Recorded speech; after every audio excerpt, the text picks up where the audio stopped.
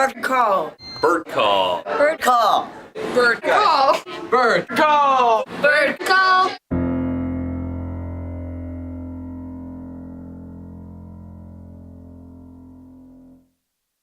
Hawks. Good morning, Hawks. Today is September 17, 2013.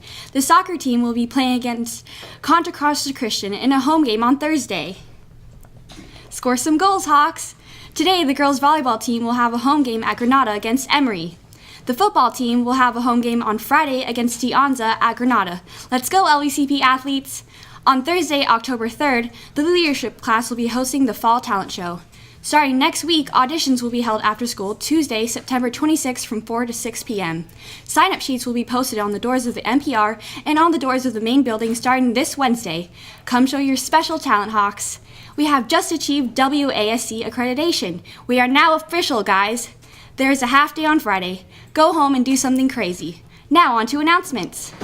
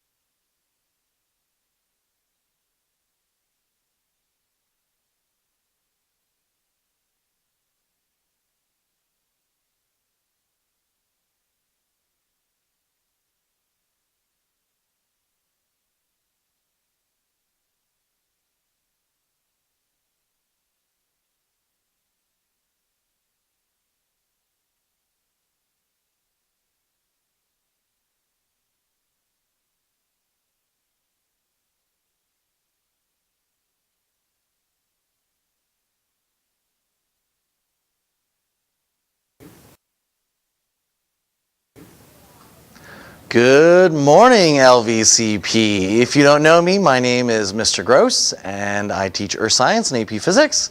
Club Rush was amazing last week, and I would like to announce the first unofficial meeting of the Kerbal Space Program Club at lunch on Tuesday. So today at lunch, come to room 19, and we'll start talking Kerbal. On Thursday, during lunch, we will have our first robotics meeting.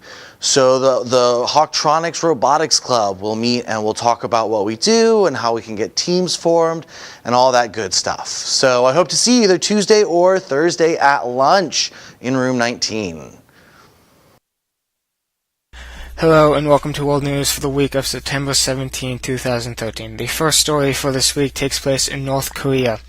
Tens of thousands of North Korean inmates of Camp No. 22, one of the regime's most brutal labor colonies, have disappeared, according to a human rights group that is demanding an inquiry into their fate. There are fears up to 20,000 may have been allowed to die of disease or starvation prior to the closure of the camp at the end of last year. This suspicion has emerged after a report by the Committee of Human Rights in North Korea detailing the situation in penal colonies of Kim Jong-un consolidated his power after taking over for his father Kim Jong-il, who died in 2011. This Washington-based organization gleans information from defectors, including former guards and the occasional survivor of a prison camp, as well as examining satellite imagery. It focused much of its attention on Camp No. 22, a vast compound sprawled across 2,000 square kilometers, making it more the size of Toronto. The report discloses that the two camps have been closed in the past year, but that 1,300,000 people are still being held in the penal labor colonies. Detainees are relentlessly subjected to malnutrition, forced labor, and other cruel and unusual punishment, the report says, with thousands more forcibly held in other detention facilities.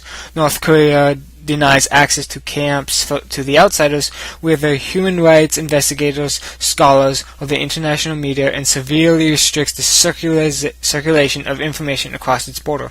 The study stated, at Camp No. 22 in North Hamgyong Province, the country's far northeast, the prison population shrank dramatically in the months before its closure probably in December 2012. Reports suggest a severe food shortage meant little was passed on to inmates, and that number has dwindled rapidly from 30,000 to 3,000.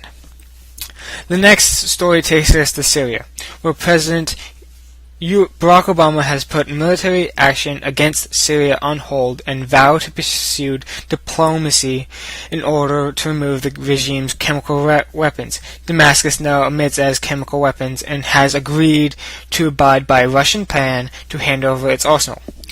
The U.S. has threatened strikes after a gas attack killed hundreds last month. On the ground, the army is trying to retake the Christian town of Malouali. Malouali has been overrun by rebel forces, including members of the Al-Qaeda-linked Al-Nusra Front at the weekend. Some Syrian media has reported that the government forces have recaptured the town. More than 100,000 people have died since the uprising against President Bashar al-Assad began in 2011. And that is all for World News this week. Stay frosty.